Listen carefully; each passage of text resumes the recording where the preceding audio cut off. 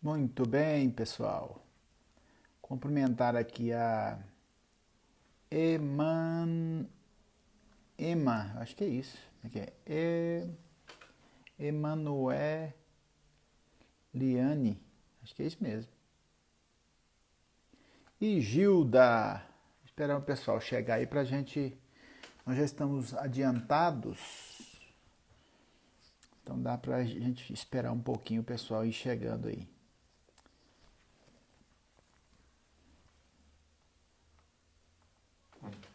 Deixa eu pegar uma coisinha aqui, peraí.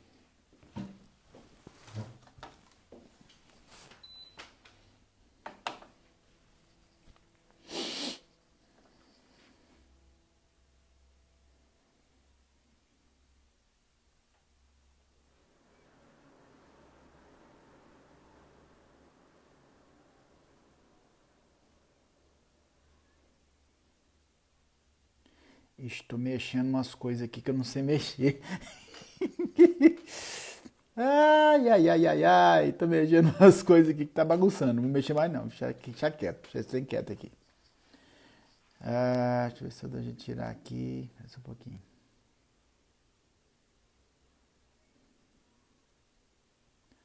Querendo desfazer uma coisa aqui, mas não vai ter jeito não. Vai ficar assim mesmo. Pessoal, vamos começar nossa live de hoje em coisasdecasal.logos, tá?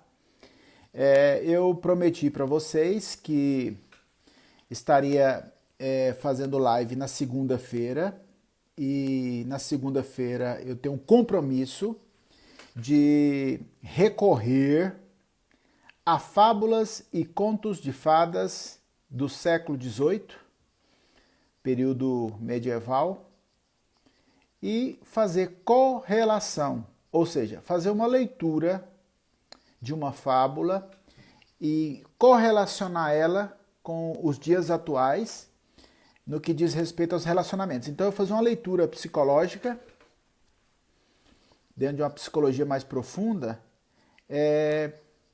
trazendo lições para nós. Para mim tem sido muito bom, mesmo porque nós estamos usando um conhecimento que já é inconsciente coletivo, para nós guardarmos mais dentro da nossa memória os hábitos, costumes que nós temos na nossa sociedade e na nossa instituição familiar, né? Composta do que nós vivemos hoje na modernidade. Pai, mãe, filhos. Então vamos fazer uma leitura dentro dessa perspectiva, ok? O conto ou a fábula que nós vamos fazer a leitura hoje é Rapunzel. Como que começa essa questão? Eu vou estar explicando a história e eu vou dar algumas pausas para esclarecer em que isso refere na sua atualidade. Então, para mim não contar a história todinha e depois vir fragmentando ela no que a psicologia fala sobre isso, eu vou falar um pouco da história e vou dar uma ênfase, fazer uma leitura psicológica dentro daquela questão. Bom, a primeira coisa que acontece na história Rapunzel, que foi escrita em 1800 pelos irmãos Grimm, 1818, por aí, 1811, é que nessa história a mãe da Rapunzel, ela é estéril. Quer dizer, antes da Rapunzel nascer, a mãe era estéril. A gente percebe que em todas as histórias, em todos os mitos, há uma necessidade de uma retenção de energia no inconsciente e que isso fica forçando alguma coisa a acontecer. Então, a gente poderia entender da seguinte forma: até mesmo na Bíblia, alguma coisa extraordinária para acontecer, antes tem um caos, antes tem uma situação estéril. Quando a gente olha para Ana na Bíblia, a gente percebe que Ana, ela é amada pelo marido, mas ela não tem filho, ela é estéril, e ela vai para o templo e ela chora e ela pede, eu quero um filho, e há uma necessidade tremenda disso, e isso promove uma dor interna. Então, todas as vezes você vai perceber que a maioria desses contos, essas fábulas, geralmente elas começam por uma situação de falta. Então, é muito comum isso. E quando ela começa com falta, a maioria da população do planeta se identifica. Você que está assistindo essa live, tem algumas coisas que você quer e não tem? Então, se você quer algumas coisas e não tem, então você se identifica com a maioria das fábulas. Você se identifica com a maioria dos mitos, você se identifica com a maioria dos contos, porque a maioria deles começa assim. Então, o conto de fadas ou de fábulas, esse é mais de fábula, né? Rapunzel, ela começa assim: a mãe é estéril. O marido vai fazer qualquer coisa para que essa esterilidade desta mãe ela deixe de existir. Então, o que acontece? Essa mãe ela vai pedir ao marido que vá para um outro lado de um muro, onde tem uma bruxa, e pegue lá uma hortaliça para ela. E ela está com desejo de comer hortaliça. Então, a primeira coisa que nós vemos é o seguinte: é muito comum as mulheres terem desejos.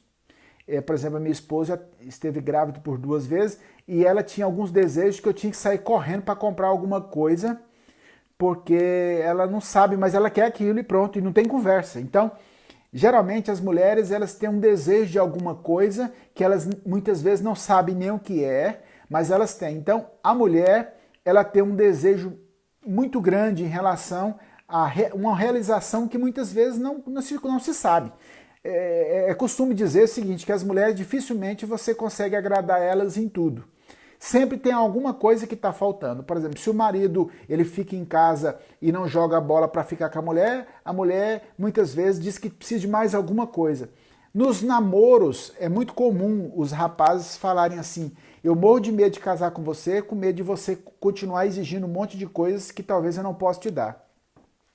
Então, já começa a história do Rapunzel trazendo essa informação, que a mãe da Rapunzel ela tem um desejo de comer uma hortaliça que está dentro de um lugar proibido, mas o marido vai lá, por amor à mulher, e pula o muro e pega esse negócio.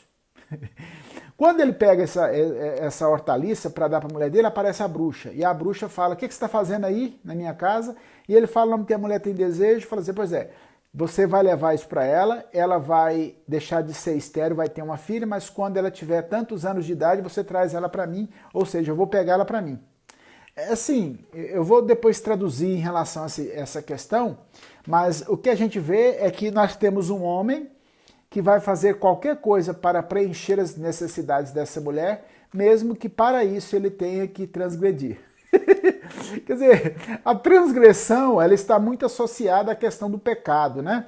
De você alcançar alguma coisa e o desejo, para preencher o desejo de outro ou de si mesmo, é capaz de fazer qualquer coisa, mesmo que seja uma transgressão, sem saber que existe consequência. Quer dizer, a consequência ela é danosa. Quer dizer, a mulher pede para o homem pegar alguma coisa, uma hortaliça que só tem num lugar proibido, ele pula o muro. E depois de pular o muro, ele pega a hortaliça. Depois, para ele sair de lá, a bruxa encontra com ele e fala para ele: ó, você pode levar, mas a filha sua eu quero ela para mim.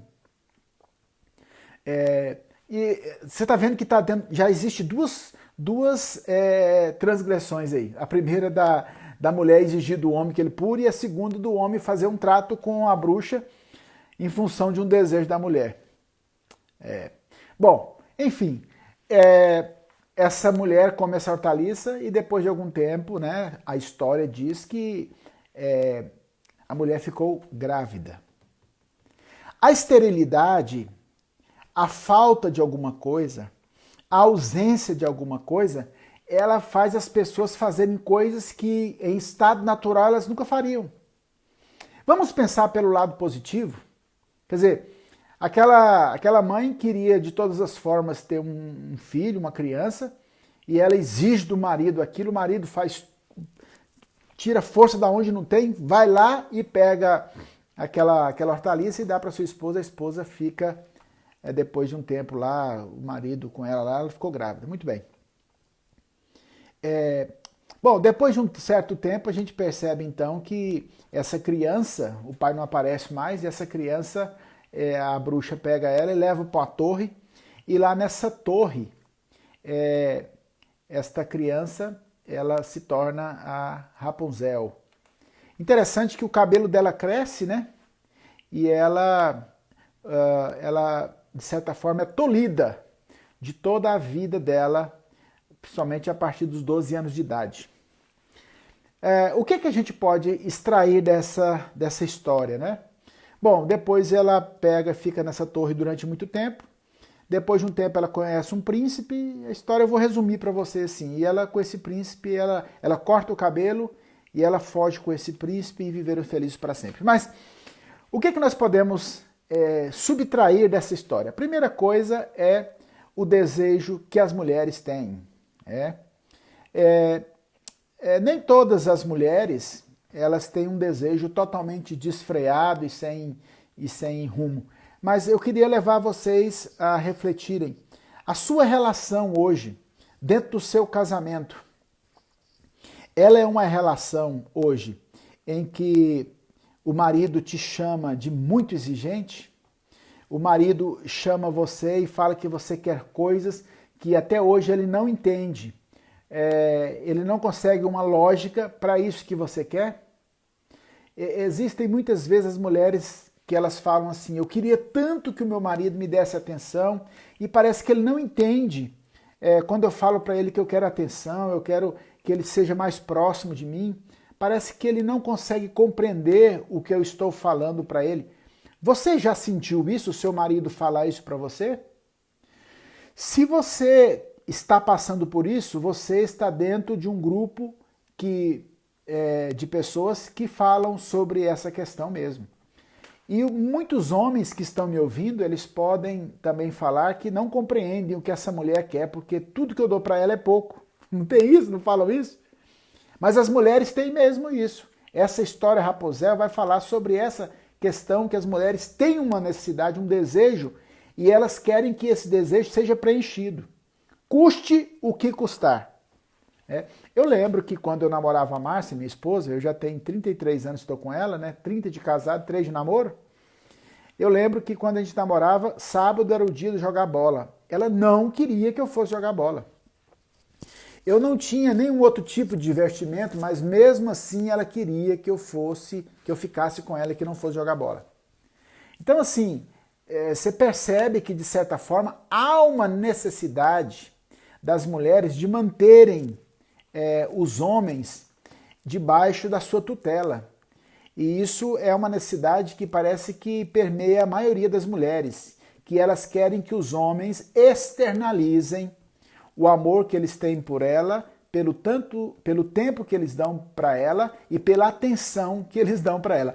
E os homens parece que não são muito ligados nisso, então há muito conflito nos relacionamentos, principalmente no começo do casamento, né? Que a mulher quer que o homem fique 24 horas junto com ela, que a mulher quer que o homem fique prestando atenção o tempo todo nela, que a mulher quer que o homem fique do lado dela enquanto ela está estudando, enquanto ela está assistindo algum filme, alguma coisa.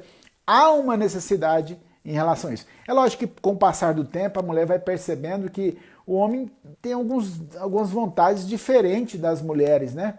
E aí, de certa forma, vai sendo mais tolerável. Hoje, por exemplo, a Márcia, hoje em dia, Tem filmes que eu gosto e ela não gosta, e não tem jeito, né? Eu gosto mais de filme de ação, ela gosta de filme mais de romance, aquela coisa toda. Então, muitas vezes é essa dificuldade. Só que as partes são respeitadas.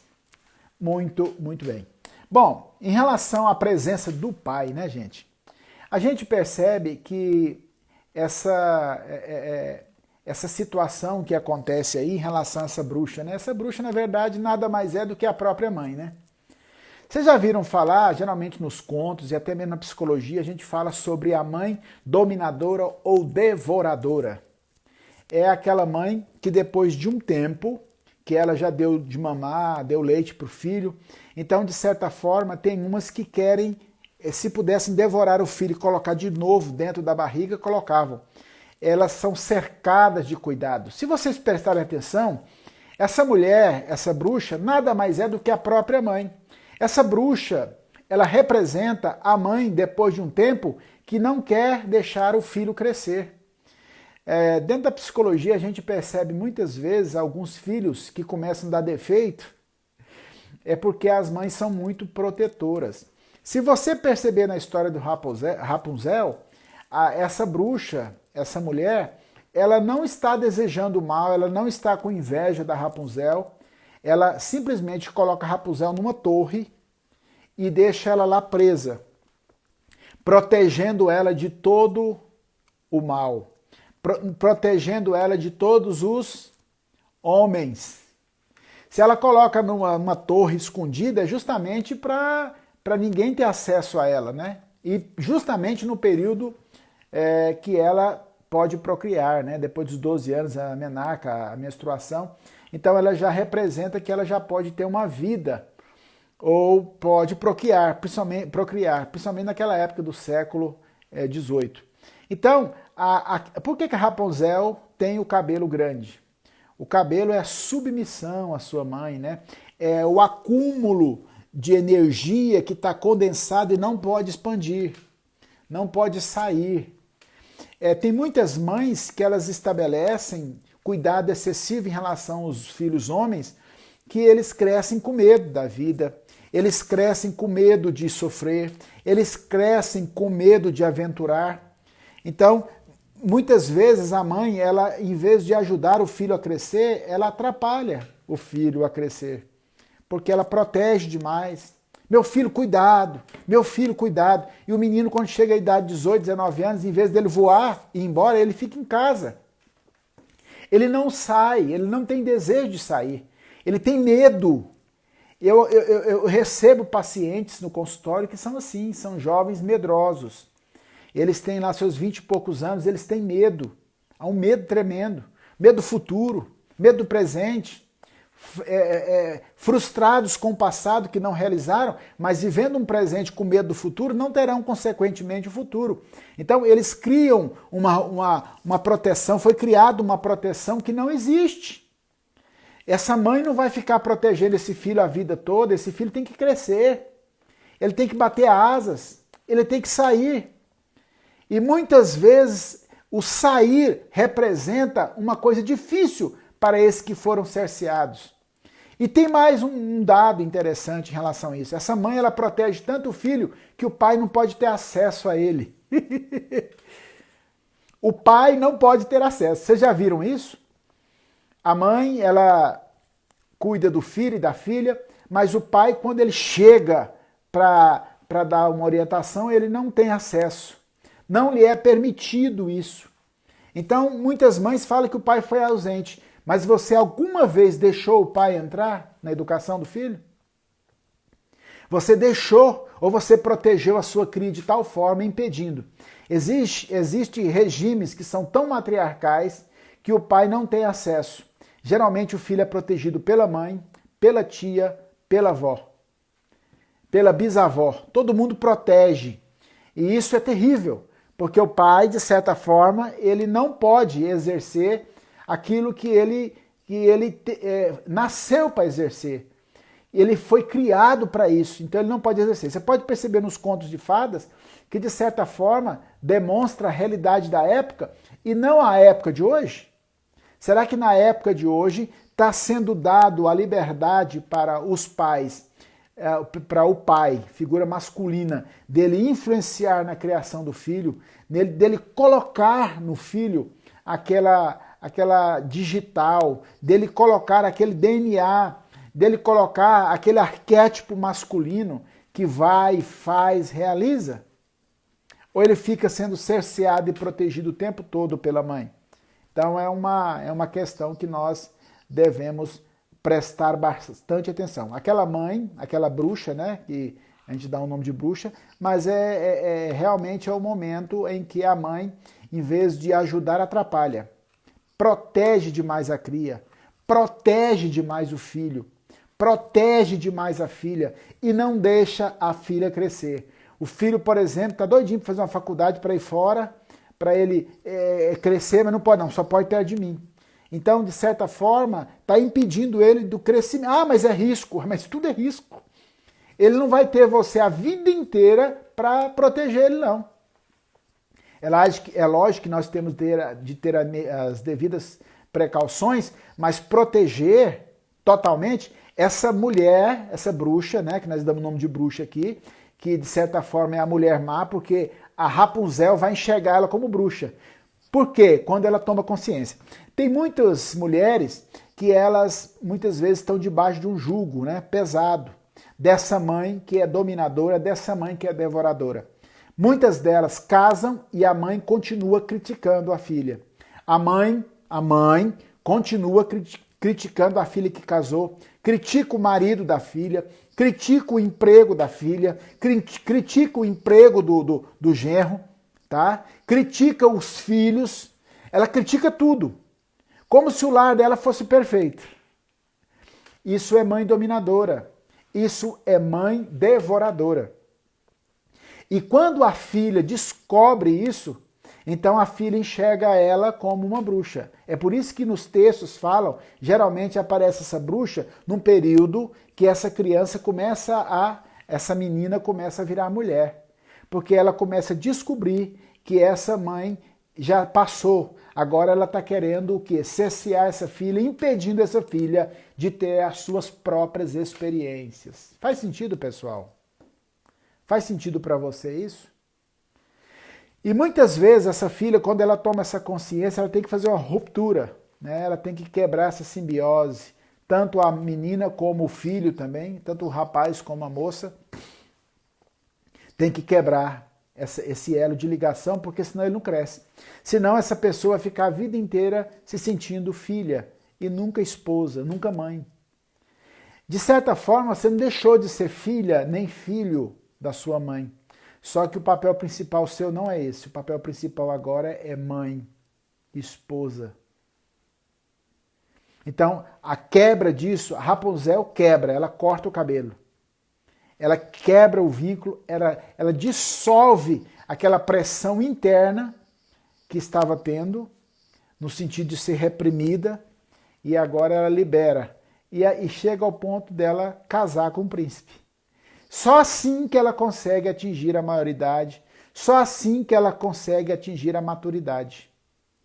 Como que é a relação sua em casa? Como que você estabelece a educação dos filhos nesse período de quarentena, nesse período de criação de filhos? O seu marido, ele pode falar, ele pode expressar. A questão da educação não é só responsabilidade sua, é do marido também. Tem muitas pessoas que falam assim, mas meu marido não dá palpite, mas você deixa ele dar palpite? Você deixa ele dar opinião em relação à educação dos filhos em casa? Tem mães que elas esquecem do papel com o marido e dedicam exclusivamente para o filho ou para a filha. Essa bruxa aí, ela dedicou completamente, ela ficava todos os dias indo ver a Rapunzel, vivia em função da Rapunzel, cuidando da Rapunzel, né? Inclusive daquele desenho da Rapunzel que foi feita a nova versão, quando a filha tentava dar uma saída, ela falava, a sua mãe sabe mais, a sua mãe sabe mais, acredita na sua mãe. E nesse papo, o tempo vai passando, daqui a pouco ela está com 100 anos de idade. Então, Inclusive nesse desenho mostra que a bruxa puxa a energia da Rapunzel, né? Sugando, ou seja, demonstra a mãe devoradora, que se alimenta da energia dos filhos para se manter, fazendo o que ela sempre fez, que é proteger, cercear completamente. Na história Rapunzel você não vê a presença do pai mais. O pai desapareceu. Por que desapareceu? Porque ele não foi chamado. Ele foi excluído. Então, assim, tem muitos homens que poderiam produzir muito mais se eles fossem convidados a participar. Mas desde o começo, desde os primeiros momentos, até no período de gravidez, a mãe chamar o pai, olha aqui, vem passar a mão aqui no nosso filho, fazer carinho, chamar mesmo. Eu sei que os pais não são muito ligados, os homens não são muito ligados nisso, mas as mães têm que chamar os pais desde o comecinho para participar. Quando é para dar leite, chama, olha aqui, vem cá, fica aqui junto, dá mamadeira, ajuda a trocar, lavar. Mães, não deixe os seus maridos não participarem desse momento. Ah, mas o homem não gosta, eu sei. Mas com jeitinho vocês vão convencer eles a eles participarem dessa criação e não entrar nas listas de pais ausentes que nós temos nos contos de fadas e nas fábulas. Muitas vezes ausentes. Ausentes porque não foram chamados, não houve espaço para eles entrarem nesta relação e nesta educação dos seus filhos. É muito comum, principalmente naquela época que foi escrita essas histórias, que os pais trabalhavam fora e o pai trabalhava fora e a mãe ficava em casa cuidando dos filhos. E hoje nós precisamos, né, principalmente nesse período de quarentena, rever isso, rever a nossa participação na criação dos nossos filhos e no bem-estar da nossa família, ok? Pessoal, isso nos ajuda a entender a importância de nós permitirmos os nossos filhos crescerem, né? Permitir os nossos filhos voarem. Não fique com medo da síndrome do ninho vazio. Ah, meu filho vai embora, vai fazer faculdade fora, ou vai casar e vai embora. Deixa ir, deixa ir embora, deixa ele crescer, deixa ele ter a experiência dele, né? Não impeça ele de ter essa experiência.